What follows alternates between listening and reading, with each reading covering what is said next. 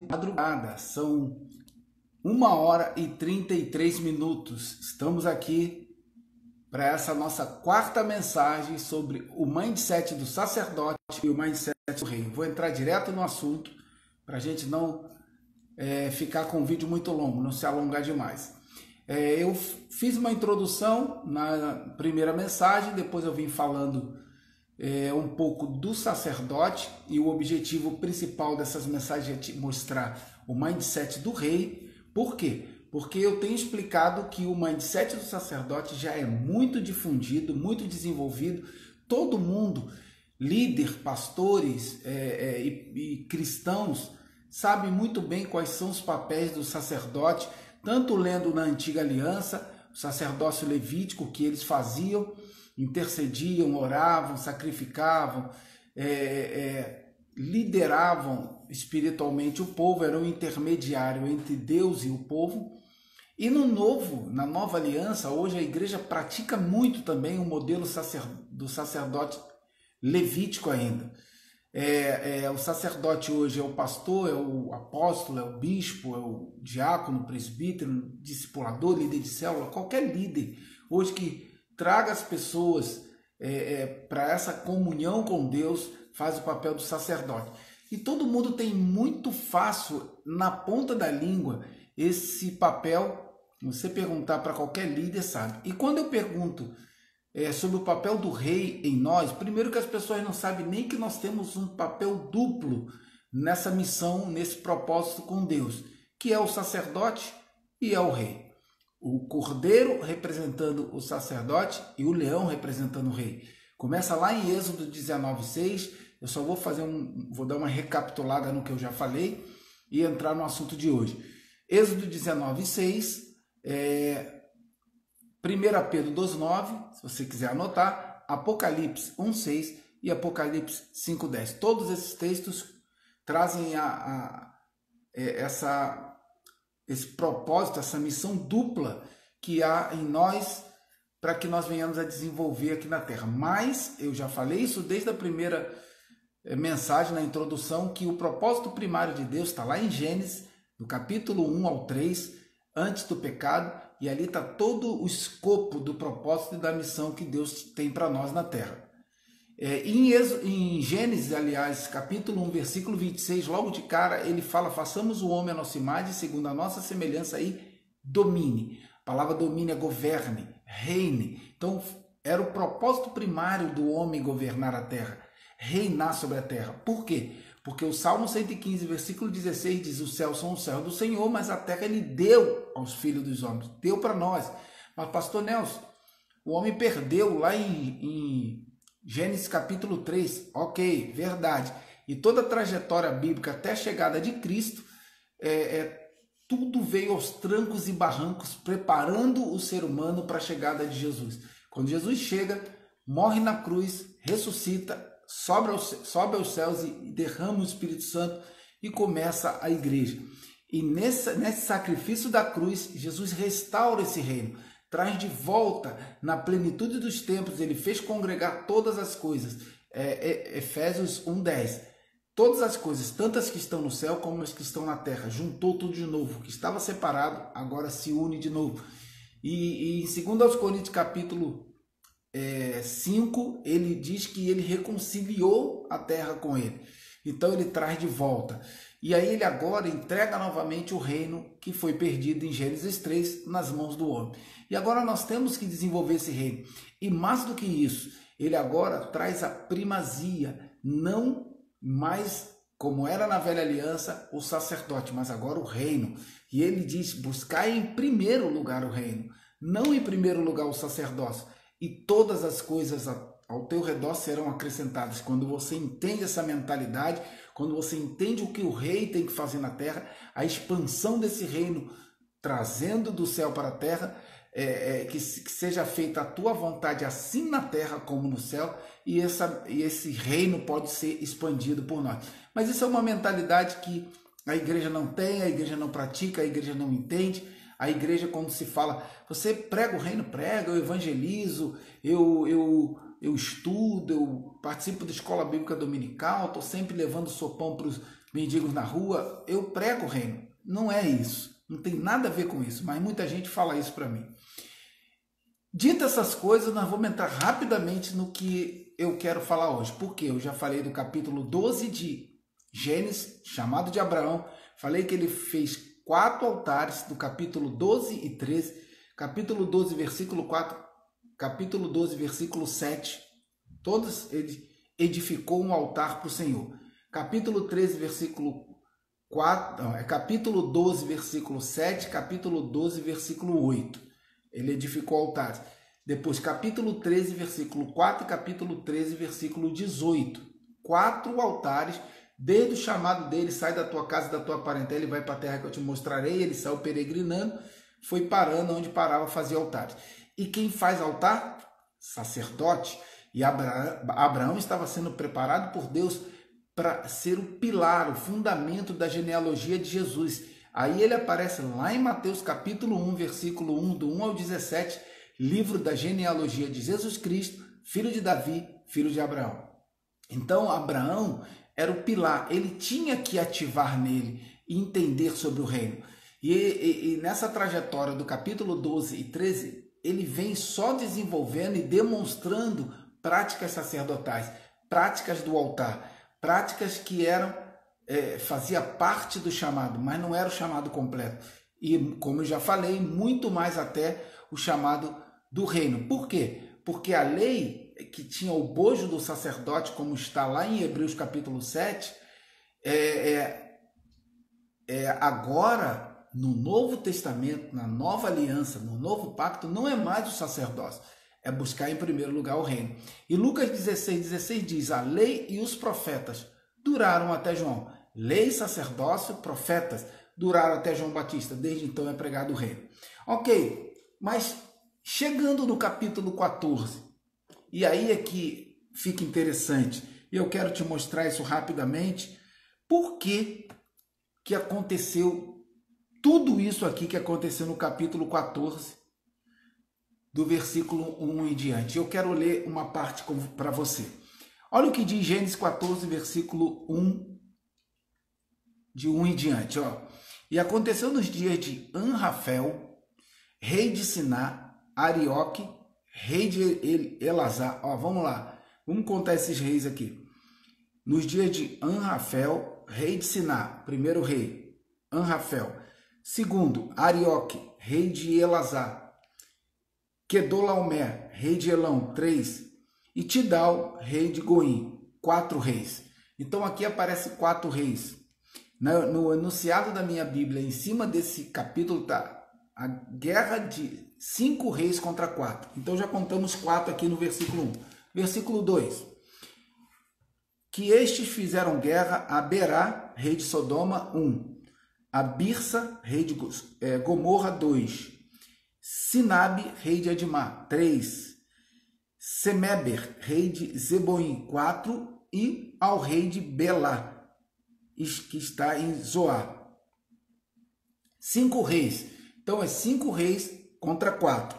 Agora, presta atenção, logo de cara, num detalhe, por que Deus, depois de Abraão ser chamado no capítulo 12, fazer 4 altares no 12 e no 13, aparece diante de Abraão uma guerra de 4 reis contra 5, ou 5 reis contra 4. Isso precisa trazer a nós um alerta, um sinalzinho, uma luzinha vermelha para que a gente consiga entender. Verso 3. Todos estes se ajuntaram no vale de Sidim, que é o mar salgado, do lado do mar morto. 12 anos havia servido a Quedolaomer, mas no 13º ano se rebelaram-se. Encheu o saco, não vou mais te servir, vou chutar o balde e vou seguir meu caminho. Só que mentalidade de rei é diferente de sacerdote. A gente vai falar muito sobre o mindset dos sacerdotes daqui para frente, mas hoje eu quero só que você esteja atento por que aparece essa guerra de 5 reis contra 4 no capítulo 14 de Gênesis. Logo em seguida do 12 e 13, onde Abraão faz 4 altares. 5. E ao 14º ano veio Quedolaomer e os reis que estavam com ele feriram aos Refaíns em Astarote Carnaim, e aos Uzins em An, e aos Emins em Savé Kiriataim, e aos Oreus no seu monte Seir, até Elparã, que está junto ao deserto. Depois tornaram e vieram a Enmispate, que é Cádiz, e feriram toda a terra dos Amalequitas, e também aos amorreus, que habitavam em Anzazon Tamar. Perceba que nesse texto onde a gente só está falando de rei, só está aqui acontecendo o quê? Guerra. Não tem um altar aqui no meio, porque altar não é rei que faz, não é ministração de rei, altar é ministração de sacerdote. Hoje, os cultos das nossas igrejas, as missas das nossas igrejas católicas são altares, não são guerra, não tem a ver com isso aqui. Verso 8, de Gênesis 14. Então saiu o rei de Sodoma, e o rei de Gomorra, e o rei de Adimá, e o rei de Zeboim, e o rei de Belá, 5 reis. Esta é Zoar, e ordenaram batalha contra eles no vale de Sidim. Conta que Dolaomé, rei de Elão, Tidal, rei de Goim, Anfael, rei de Dimá, Siná, e Arioque, rei de Elazar. 4 reis contra 5. Então, guerra estabelecida. Por quê? Porque de cara você precisa entender que para Deus criar, gerar em Abraão o pilar da genealogia de Jesus, era necessário que ele entendesse de cara o que era atitude e ação de um rei. E tinha que jogar ele no meio de uma guerra, para ele entender por quê. Você vai entender já que eu vou ler para você um texto de Lucas 14, 31. Já eu leio isso. Vamos continuar aqui. Verso 10. E o vale de Sidim estava cheio de poços de betume, e fugiram os reis de Sodoma e de Gomorra e caíram ali, e os restantes fugiram para o monte. Ou seja, um grupo estava vencendo o outro, subjugando o outro, e eles fugiram e caíram, alguns morreram ali mesmo, e o restante que sobrou, como diz o texto, verso 10, parte B, fugiram para o monte. Verso 11. E tomaram todos os bens de Sodoma. Isso aqui é para você guardar. Tomaram todos os bens de Sodoma e de Gomorra, e todo o seu mantimento, e foram-se. Tomaram os bens de Sodoma e Gomorra e os mantimentos, e foram. Também tomaram a Ló. Opa! Entrou aí na família de Abraão. Também tomaram a Ló, que habitava em Sodoma, filho do irmão de Abrão, e os seus bens, novamente os bens, e foram-se. Então veio um que escapara e contou a Abraão, o hebreu.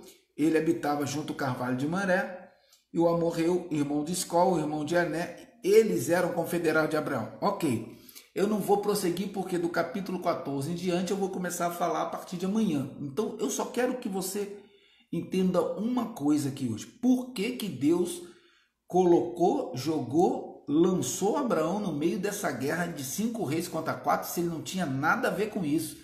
Abraão não era rei, não estava envolvido com nenhum desses reis, embora diga que eles eram confederados, né? Aqui está dizendo, mas não era a guerra dele. Mas eu quero que você esteja atento a uma coisa. Jesus disse em Lucas capítulo 14, 31, olha o que Jesus disse: ou qual é o rei que, indo à guerra a pelejar contra outro rei, não se assenta primeiro a tomar conselho sobre se com 10.000 pode sair ao encontro do que vem contra ele com 20.000? Então, olha, presta bem atenção. Por que Deus jogou Abraão no meio dessa guerra desses reis? Porque tinha que ativar nele o rei. Estava ativo, muito bem ativo, ativado nele, o sacerdócio. Mas o rei não estava ativado. Então era necessário que Deus permitisse que ele tivesse introduzido no meio daqueles reis todos, pau quebrando, um tomando bem, mantimento do outro, roubando tudo, até que chegou na casa dele. Chegou na casa de Ló, seu sobrinho. E aí tocou nas coisas e nos bens dele, para ativar nele esse lado do rei. Por que o rei? Porque Jesus segundo Apocalipse 19:16, ele é rei dos reis. Ele é rei de nós que somos reis. E Abraão estava nessa situação ali como rei. Ele deveria estar naquela situação como rei. Só que ele não sabia nada disso. E Deus teve que iluminar o entendimento dele. Então, qual é o rei que indo à guerra pelejar contra outro rei? Então, presta atenção. Lugar de rei é na guerra. Lugar de rei é na guerra. E eu vou te mostrar um texto para acrescentar aqui de Samuel. 1 Samuel, 2 Samuel, capítulo 11. 2 Samuel, capítulo 11, olha o que diz aqui. E aconteceu que, tendo decorrido 1 ano, no tempo em que os reis saem à guerra. Olha só. E aconteceu que, tendo decorrido 1 ano, no tempo em que os reis saem à guerra, enviou Davi a Joabe e aos seus servos com ele, e a todo Israel, para que destruíssem os filhos de Amon e cercasse a Rabá. Porém, Davi ficou em Jerusalém. Foi quando ele caiu com Betseba e deu toda aquela maldição. Presta atenção aqui. A primeira coisa que eu quero que você entenda, você precisa entender. Eu sei que você é evangélico, é católico, é cristão, vai para a missa domingo, vai para o culto domingo, quarta-feira, culto de libertação, culto de doutrina, culto dos varões, tem tudo de culto, tudo de sacerdote, você sabe tudo, você é expert. Mas e o rei? Então a primeira coisa que precisa ser entendido, por que Deus introduziu Abraão naquela guerra, para que ele visse com seus próprios olhos o que um rei tem a primazia em fazer. Sair à guerra. E guerra não acontece dentro de templos. Guerra não acontece em altares. Guerra não acontece no sacerdócio. Guerra acontece lá fora. Existe uma grande guerra acontecendo nesse exato momento lá fora. Só que a igreja não ensina as pessoas a entender isso aqui. E nós fazemos parte da genealogia de Abraão. Jesus, Davi e Abraão. Livro da genealogia de Jesus Cristo, filho de Davi, filho de Abraão. E aí vem nós. Nós estamos conectados a isso. Então a primeira coisa para a gente encerrar, que eu quero falar do mindset do rei, é que o mindset do rei é um mindset de guerra. É um mindset que atua fora do templo, fora do culto, fora do prédio, fora do altar. Não tem altar em guerra. Guerra é rei contra rei. 5 reis contra 4, 10 reis contra 10, 10 reis contra 9. É guerra de reis. E aí, a partir de amanhã, eu vou te mostrar o que ativou em Abraão para ele entender essa